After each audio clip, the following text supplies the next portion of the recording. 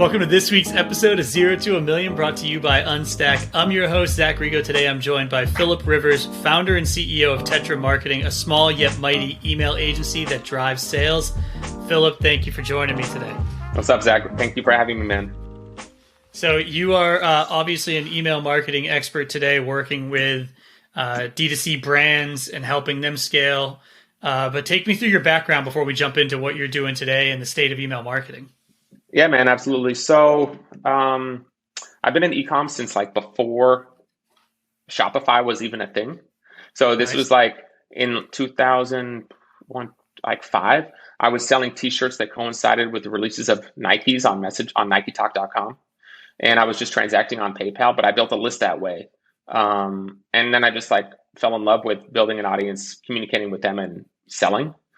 And then as Shopify came around, Facebook ads came around, MailChimp, Klaviyo, etc. I just always like was drawn to doing the same thing, but with more sophisticated tools.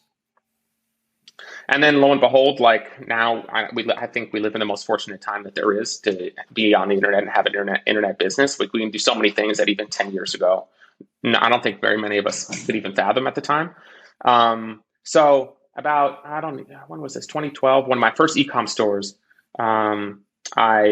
we sort of, how do I want to say, ripped a very well-known jewelry brand's design and started making it out of another material. And this store went gangbuster. So this was like my first sort of overnight success with e-com. And then from there, I just kind of like fell in love again after that. And ultimately that store got shut down because we were just like burdened with C&Ds and thing after thing. And we knew that was going to happen at the time. It was only just a matter of time. So we rode the wave while we could. And then from there, I started this agency 5 years ago when I was doing a lot of like growth and marketing for a SaaS company that I was involved with at the time. And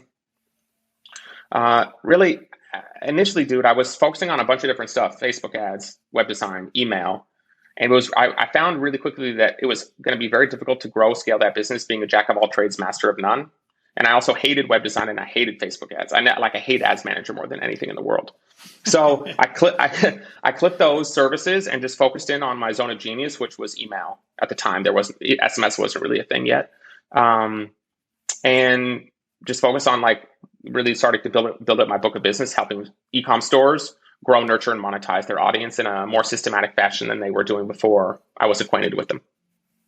So you whittled down from services, right? You went from a few to one that you loved. I assume you did something similar with clientele and found kind of here's the core customer I really like working with in email, and that obviously allows you to scale. Who is that target persona for you today, and who are you really looking to partner with?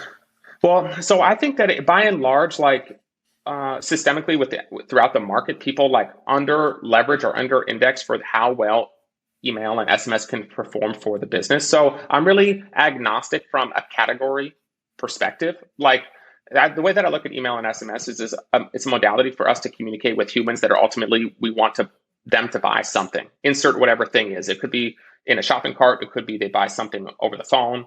It could be that you're just selling appointments for something. At the end of the day, it doesn't really matter what's being sold. It's just like, how do we communicate with humans based on the underlying product being sold to them, which changes, based on if they're buying hamburger meat or they're buying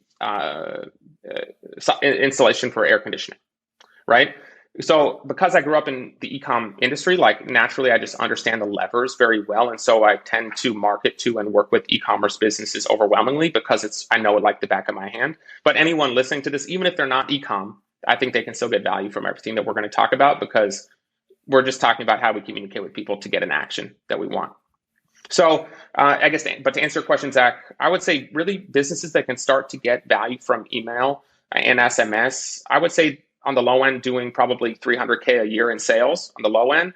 And then it's like the bread and butter for who we work with is probably tops out at 7-8 mil a year is like the bread and butter, which is obviously a very wide spectrum of size and scope of business. And what really just changes is as the businesses get bigger, the level of sophistication on strategy and segmentation and like the nuances, they get a little more finite because at that point, it's really all about incremental revenue because they're already have so much volume pumping through. But the little guys, they don't see the value in email, so they overlook it, over-index for paid, and like I mentioned, sets a much lower ceiling on their overall performance because of it. So I know that was a mouthful, but feel free to ask me a follow-up. No, helpful. I think one thing you think about in that range, right, is in the earlier phase, you are probably over-indexing and overpaying on paid networks to drive sales, not necessarily always drive an email capture, or things that are a little bit lower hanging fruit to start to build that audience.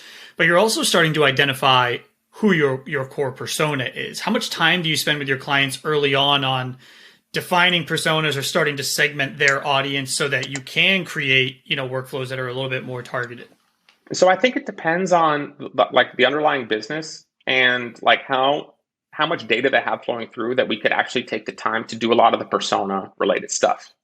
So I think a lot of times what people get caught up in is, like, to your point, doing all these like little things to push off the real event, which is just starting. So the smaller store, I don't want to say little, but the smaller stores, I would say like under $1 million a year in sales. Like all the avatar exercises are all well and good, but at the end of the day, fundamentally, it's what they need is very simple. They need to capture leads efficiently from all their paid and organic channels. They need to have like flow set up to nurture people throughout the customer lifecycle. And again, this is not, I'm not coming up with, this is not unique to me. This is just like fundamentally what any email marketer would say. And so they need to have these flows there, and then also like have a strategy to consistently force traffic to the site that they control, which is a fancy way of saying campaigns.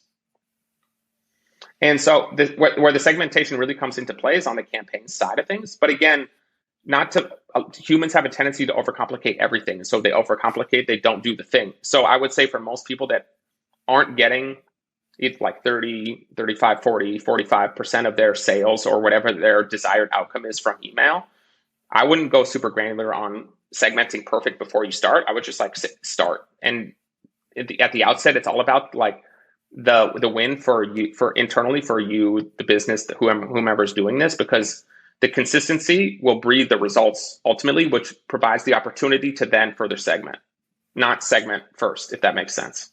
Right. Okay. So you want to do it consistently, get it started and do it consistently to gather data to provide more insights for either segmentation or opportunities to scale areas. Yeah, just like campaign that drives traffic to the email, or scale the email that's working best to a larger audience.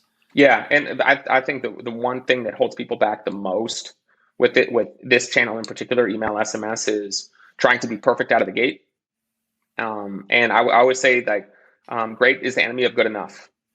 And so at getting started, it's really just all about just go, just send. Like the upside far outweighs the risk of it not being perfect. Does that make sense? No, totally. I've I've done cold email outreach cadences, and it's hitting that first button to go is always the hardest part. And then you're like, all right, screw it. Let's go. Let the chips fall where they may. Yeah. And then you get responses, you book meetings, and you're like, all right, we're making progress, right? So super important. I think the other thing is that you mentioned is accumulate the data. So a big part of, like, let's say a cold email strategy that I'm working on today, just to put myself in the shoes of one of your clients who's sitting there waiting to hit send. I hit send, I got the results I wanted, hit send again, and now I've scaled and got enough data to totally refine my sequence and even segment it into two audiences. So now I've already started that kind of persona-based marketing because I know what's resonating with each of those folks. So I think that I'm living, exactly kind of what you're mentioning today, and I think that's key. Can I give the people one segment sort of takeaway to at least give them something actionable? So in its most basic form, the way that I think about segments is like, in the least, if we could talk to people based on purchase history or lack thereof, and engagement or lack thereof. So for example, have people bought before or have they not? Meaning, are they a lead or are they a customer? Because we should talk to each of those different groups a little bit different. And then you can even layer on top, like, are they engaged? Right? And Apple iOS 15 is here. I know we're going to talk about that, but layering in, like, when was the last time they were on site? Did they buy? If so, when was the last time they were on site, or when was the last time they clicked an email? And just like, that's much more precise targeting or segmenting than just sending to everybody, obviously. So I think that's an easy way for anyone to start to segment, is just to layer those two things: purchase or not, engage. Like, what is your engagement criteria or definition? And that's a very easy way to be a lot more sort of precise with what you send people based on those two things. Totally. So let's dive into the data then, because I think it's important. And you mentioned, right, engaged. What is it? Who is an engaged user? Depends on the marketer. In some cases, it might be that they opened an email, but we all know that that's not a really solid engagement. So iOS 15 is obviously coming. There will be changes to how open rates look. What are metrics that you look for, and how are you kind of guiding your clients on some of these changes and questions I'm sure you're starting to get today about iOS 15? Yeah, so I think like open metrics are always sort of been like a vanity thing for people in general. It's like one thing that is is the biggest number. So it's like, oh, if this is good, that's what I'll say is I'll beat my chest about. Overall, like the way that I look at open rate, even though it's kind of going away, it's just like it's a signal of how effective the subject line was aligned with the market, that the segment that we set that campaign to. So obviously we don't have as much exposure into it. So I think the signals are really, they go downstream. Like what does the click rate look like? That's the one thing that is really the tell all in terms of how well does the content of the email match who we sent it to. And then the purchases is the lag indicator, or what I say is the second order consequence of having the content of the email be well aligned with the market. So click rate and revenue, which is the be all end all, is really, I think, the biggest things going forward. Obviously, we're looking at unsubscription rate and spam rate, but those aren't really changing with anything from an iOS standpoint, like what's happening with not having exposure. So that's why I don't really mention it, or I don't really bring it up. So yeah, click rate and revenue, I think, are the biggest things, or the easiest things for people to keep track of. And then if your clients have accumulated a bunch of data or been doing email marketing for a while, anything that you would recommend they're kind of looking at or analyzing over time that allows them to kind of create a new strategy moving forward, or data that they can use from the past that's going to help in kind of weathering the storm? I think it's partially, I don't think it's necessarily a storm. I just think it's being a little bit smarter about kind of the approach. So the click rate metric, the revenue metric, active on site is another one that I think is like another signal that we have, because it's first party data that would be passed back to Klaviyo. And then I think from there, it's also just like looking at not purchase history for the sake of purchase history, but what they purchased and also what they haven't. So again, like that's where it kind of start to get sophisticated really fast. But in theory, like looking at what was the entry point for someone, and in the aggregate, what do people buy second or third, and then start to create journeys around these sort of like the broad strokes of customer journeys within the business. Now, so it's sort of getting deep on BI.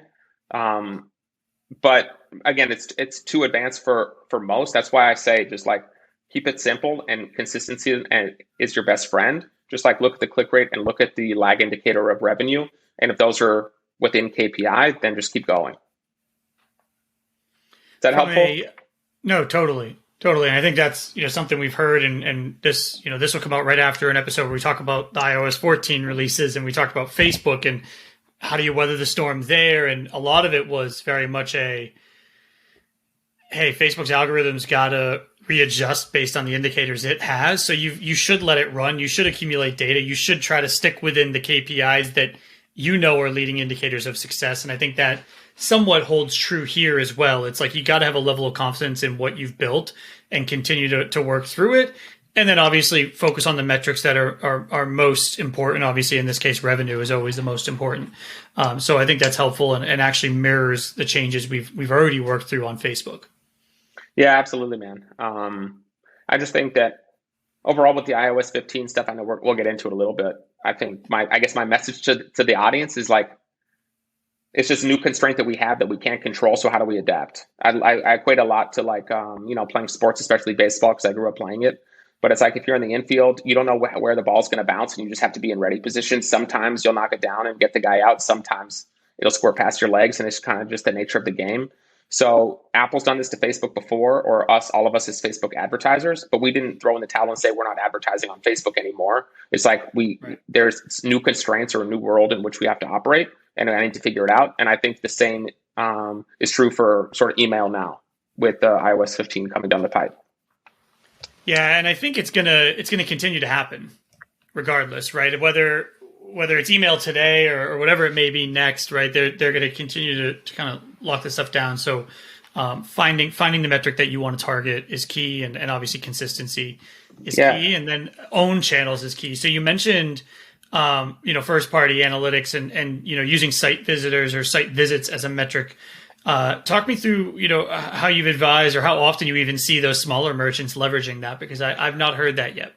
So, Zach, I think from like a session activity standpoint, like just to keep it simple, like if someone's been in the audience for a while and they've bought something and they haven't been on, and they've received, let's just say they were sent 10 campaigns in the last 3 months, but they haven't been on site once, I would say that's a signal that this person is not very engaged, and they would qualify for some sort of a sunset flow or a win back to try and get them to reactivate. But it's clear that at this point, they're sort of not interested based on the fact that they've received all these campaigns and they haven't been on site at all. Yeah, and you talked about it being kind of a first party data, right? Owned data is something that Andrew from Klaviyo talked a lot about on an episode a few weeks back. Obviously, really important as other channels that you don't own, that are not email or contact information that you've acquired, are going to become more and more challenging. How else have you kind of used first party data to optimize when you bring a client on and kind of accumulate the data over time? Yeah, I think it's really all about, I think what's so important here is not just like combing through the data just because the store has access to it or because they can. I think what's so important to keep in mind, especially for the lion's share of businesses that are probably listening and exist, the fact that they're under 1 or 2 million in sales annually is really just like doing things in the appropriate season. So if you're doing 50K a month, just because you have some data, it's probably they're not statistically significant. Therefore, it's just like out of season to even worry about all this super sophisticated stuff at that point, just because there's not enough opportunity volume flowing through the business to get the most out of it. So it's like a poor use of time in essence. So I think I know I'm not giving you like anything like specific on it, but it's part of it. Part of the reason, man, is just like my thesis and so many stores that we work with, I see them overcomplicating it or doing things out of sequence. So from a data standpoint, I think it's just like keeping it simple and just like thinking about, okay, taking stock of what we as a business have marketed or communicated with people in some recent past, and what does engaged mean to us? Like us being the underlying business based on what we sell and how we communicate and so on. And like if we send a campaign every week, at what point after we've sent X amount to someone do we say that this person probably is not interested in what we have to say or sell anymore? And just like I think it's kind of just having some common sense and thinking objectively about how we're communicating with people and how that influences what we do next, rather than going super deep on data, which most people aren't equipped to do. Right. Any strategies you've used to re-engage those folks that have not, or on the flip side, what strategies have you found to be really successful to keep the engaged users, purchasing? We've talked a lot about increasing LTV of the folks that have a historical purchase. I'd love to hear your strategy on each. It sounds like you almost want to cut the people that are unengaged out and focus your efforts elsewhere. I'd love your thoughts on that. Definitely. I'm a huge proponent for just cutting ties when it's not we're not adding value to them and they're not adding value to us in dollars. And like if we keep them there, we do. I think from a customer's, I'm a big proponent for like empathy and respect for the audience. And if we keep them there and they keep signaling to us that they don't care, I think it's our responsibility to remove them. And so I think that in terms of winning them back, the way that I go back to is like offers. It's all it comes down to the offer, Zach. So if someone is largely unengaged, like we have really one Hail Mary shot to like try and get them to activate. Like what is the best offer you can throw at them? So much so that it's so good it's impossible for them to say no. And if they do say no, it's a very clear signal like they're out, which is fine. There's plenty of opportunity in the universe to find other buyers or other people. So I think it's the right thing to do to cut people loose. And then the other thing that you said, it escapes me at the moment. Increasing LTV and kind of keeping those engaged users, either more engaged or adding additional products over time. Yeah. So I think from an LTV standpoint, one thing I see in a lot of businesses is there's really two levels or like standard deviations of where people fall off. Number one is stores, they acquire leads, but they never convert them to a first-time customer. And then overwhelmingly, stores do a very poor job of getting one-time customers to buy a second time. And you can't sell someone this third thing or the second thing before you sell them the first thing. And I think this is very indicative of like the market's sort of approach to paid traffic and like acquire new customers at all costs and neglect the people that have already bought once before. Not realizing that the people that have already bought once before, how much profitability is hiding in that market segment that they're just not paying any mind to, because it's easier just to throw money at ads manager. It's more difficult to like think about, how do I want to communicate with people consistently week after week and build these flows to generate incremental revenue while I sleep. It's easier to just be like, I'm going to throw another 10K at Facebook. Right. And so with that said, I think that I'm really focused on those two levers. How do we acquire more new customers efficiently? So like I call that like opportunity volume. And then how do we, it's not about LTV for LTV's sake, but if we've amassed so many one-time customers that aren't becoming two-time customers, how do we unlock that? How do we unlock that customer journey and extract all of that opportunity that's just like literally hiding underneath the surface within the business? And so again, to come back to your question, I think it's about twofold, especially getting 1x to 2x customers. It's looking at where do people come in? Like, what do they buy when they get there? And in the aggregate, what do people buy next? And like curating those offers for those people based on the data within the store. So we're kind of getting into the weeds, but it's like, if we know people tend to make their purchase 71 days after, that make their second purchase 71 days after their first, we have 71 days to be creative about how we position products and offers, whether offers can be discounts or it could just be products positioned to them to buy. But how do we position this stuff and also mix in some value content so that we set up purchase 2 within this window that we know if they don't buy within 71 days, they're not coming back. So it's playing a different game. It's not just LTV for LTV's sake, but it's like, how do we take advantage of what we have access to curate really amazing customer experiences that get us what we want and they want at the end? A good product in their hands and a two-time customer for us. Yeah, it's interesting. It's basically tracking the customer journey for your best customers. So you need time to do that either way. You got to kind of understand that. But then also either educating or engaging throughout the time frame. We interviewed the CEO of Kindred Bravely, and they started with a maternity bra, and now they've got basically pregnancy and maternity gear all the way through, postpartum. And like they've now understood, like, hey, here's our product that women buy before they're pregnant or when they're pregnant, and here's what they buy during pregnancy, after pregnancy, while they're breastfeeding, so on and so forth. And they've created a journey that started with one product, and now they have, I think he said 400. So like it's become a really meaningful experience for them. That was one transaction initially. So for most like e-com stores, right? Even if they have 10 products in their arsenal, I think that the same like law applies, where there's an abundance of leads that don't buy and there's abundance of one-time customers that never buy twice. And so going super deep on the nuanced stuff is probably out of sequence for them at large. So what I would tell most stores listening that are doing under $1 million in sales a year, it's like really focus on the two levers of how do we convert more leads efficiently? Like how do we watch that like a hawk, that metric? And then how do we get someone that bought once to buy a second time, and just look at repurchase rate just to get to purchase 2. Not worrying about selling people 10 things yet. Just focus on that, because there's so much opportunity just right there. And it's so, if you remove the noise and just focus on those two leverage points, it becomes really easy to be focused and like really dial those in. So what are you most excited about in e-commerce marketing? You've been in the game for a minute. I mean, 2000, I think you said. Do you see 5. These grays? Yeah, that's a lot of late nights selling jewelry doing. But take me through, what you're most excited about next 6 to 12 months in e-commerce marketing. I mean, so I guess I'm somewhat biased because I love email and SMS.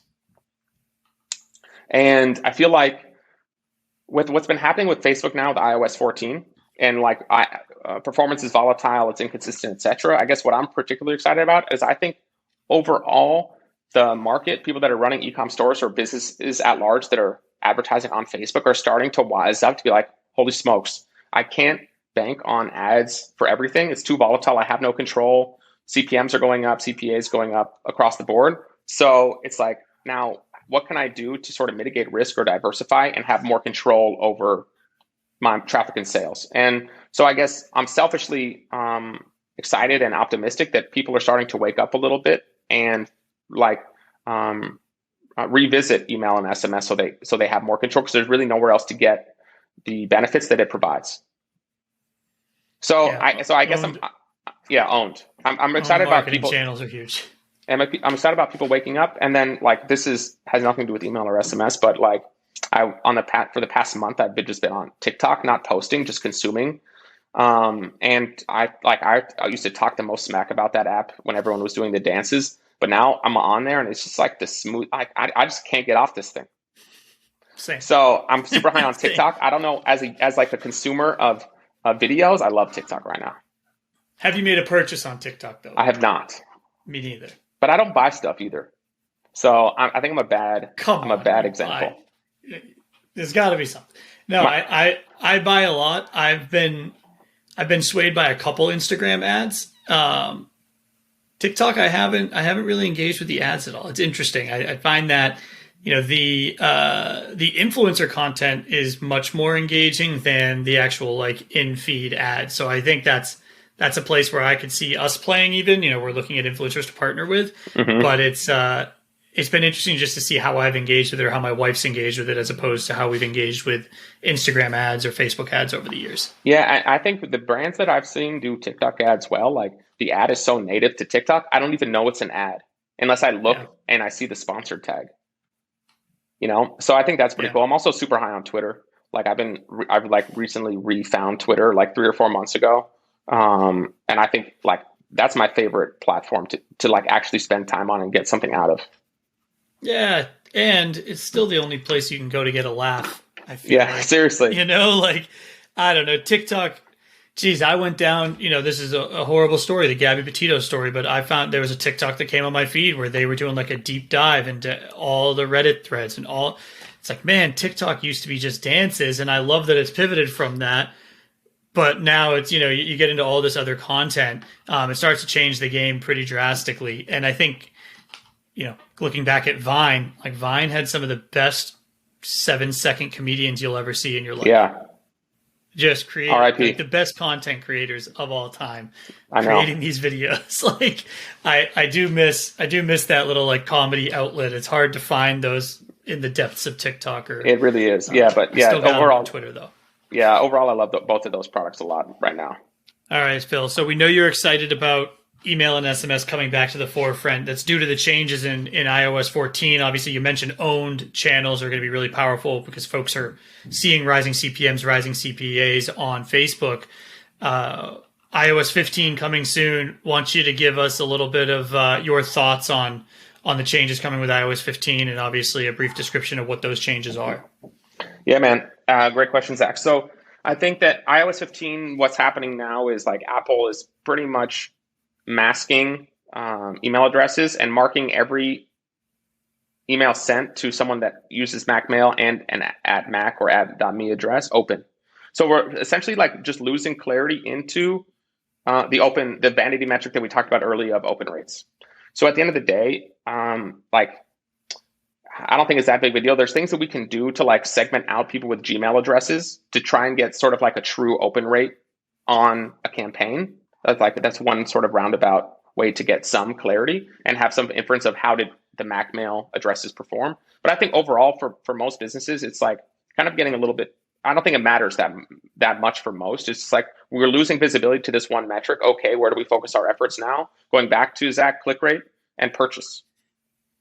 And I think it just comes down to now the content of the contents of the email and the CTA have to be that much more on point, because that's the metric that you're really looking for as a signal of, was this email well aligned with whomever we sent it to? And then obviously the lag indicator being the purchases. So I think overall, man, like I mentioned before, there's new constraints in the market from external third parties we have no control over, and we just have to adapt to the new playing field. This happened with Facebook before, but again, like you're not going to advertise on Facebook because of Apple. Right. So it's the same thing. What you mentioned is interesting, though. I think there is something to be said about either, adding all of those iCloud or at me or whatever it may be emails into their own list, and almost you can send them the same content, but don't let that throw off your data to track what's going on. And obviously, if the revenue outputs stay the same, then the open rates were roughly the same, or whatever it may be. But I think that's an interesting strategy that people can probably start implementing sooner rather than later to at least give them some clarity in the data of what's kind of outside of that purview. Yeah, absolutely, man. And I think I guess my message to everyone is like, don't overthink it. The sky's not falling. The world will continue. There's a new state of play, and in 60 days or whatever, we won't even be talking or thinking about it anymore, because it'll be like the new way of life. So it's it's okay. Don't worry. Still email, still send emails. Yeah, it's funny. I mean, I worked in PPC for a long time, and WordStream was a big partner of Google's, and every time Google made a change, it was like the sky was falling. And like you mentioned, I remember a week and a half later, we were like, yeah, I guess, I don't know, the metrics are roughly the same. They actually got a little bit better in some cases, or people are buying more often or spending more. It all ends up working out for the most part, because marketers have to acquire customers somehow. Adapt or die. They're going to go back to what they're used to and power through as best they can, or adapt and die. That's the other strategy. So, Phil, thank you so much for joining me today. Where can everyone either link up with you or contact you for an iOS 15 support group if needed? Absolutely, man. So I'm pretty active on Twitter at the Phil Rivers, Phil with one L, at the Phil Rivers, or just like on our site, gotetra.co.co. Yeah, that's the easiest way. But hit me up on Twitter. What's good? Awesome. Everyone hit him up on Twitter. Do not follow the real Philip Rivers from NC State, who's the NFL quarterback. It's the Phil Rivers. The Phil Rivers. I'm glad you stole that. That's right. I have a lot of stories about our conflicting identities that I'll tell you offline, Zach. All right. Yeah, it reminds me of the Office Space with Michael Bolton. When I asked you. When I told you that I was an NC State graduate and fan, I thought for sure you were going to say something. I would have used that movie quote of, "Why do I have to change my name? He's the one that sucks," which is perfect. But so people have said this to me, and I've offered them an autograph, and several people have taken me up on it. it's not bad. Actually, trading cards are at a premium right now. That's right. I should get a Phil Rivers. And it's not fraud. It's not. Send it off to the authenticators and say, "Listen, This is the real Phil Rivers autograph." At the Phil Rivers. Birth certificate to prove it. Oh man! Awesome. Oh man, it's great to meet you so much for joining me. Yeah, Thanks this was fun. I appreciate it.